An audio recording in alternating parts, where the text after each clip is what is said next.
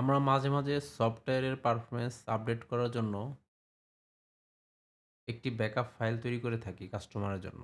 অর্থাৎ কাস্টমারের সকল ডাটা বর্তমান একটি নির্দিষ্ট ডেট পর্যন্ত সকল ডাটা ব্যাকআপে থাকবে এবং কাস্টমারের নতুন একটি আইডি করে দেওয়া হবে যেখানে যাবতীয় শুধুমাত্র লেনদেনের সংক্ষিপ্ত বিবরণী থাকবে। অর্থাৎ লাস্ট ব্যালেন্স প্রত্যেকটি পার্টির লাস্ট ব্যালেন্সটি থাকবে এবং স্টক সামারি থাকবে। এক্ষেত্রে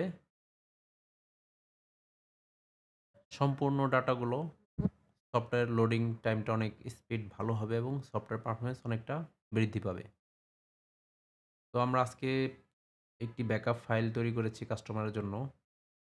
এখানে সকল ব্যাকআপ রয়েছে। পার্টিসের মধ্যে আপনারা দেখতে পাচ্ছেন রিসিভেবল পার্টি, অর্থাৎ প্রত্যেকটি পার্টির যাবতীয় লেনদেন এখানে শো করবে।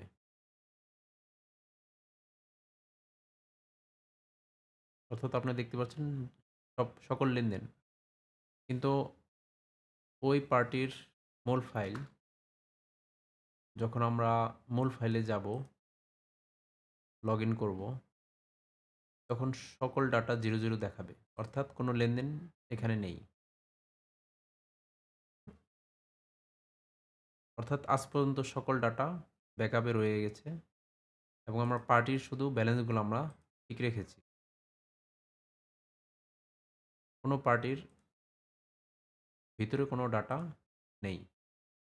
কিন্তু পার্টির ডাটা পেতে হলে অবশ্যই আমাকে ওই ব্যাকআপ ফাইলে যেতে হবে। এখানে আপনারা দেখতে পাচ্ছেন মূল ফাইলে একটি লিঙ্ক দেওয়া আছে ব্যাকআপ 24 নভেম্বর পর্যন্ত। এখানে লগইন করতে হবে। লগইন করার পরে পার্টিসের মধ্যে যে পার্টির আমরা ব্যাকআপ দেখতে চাই সে পার্টি সার্চ করে ওনাকে সিলেক্ট করলে ওনার সকল লেনদেন এখানে চলে আসবে। অর্থাৎ ব্যাকআপ ফাইলে আমরা সব দেখতে পারবো, কিন্তু আমরা মূলত সকল লেনদেন করব আমরা মূল ফাইলে। সকলকে ধন্যবাদ।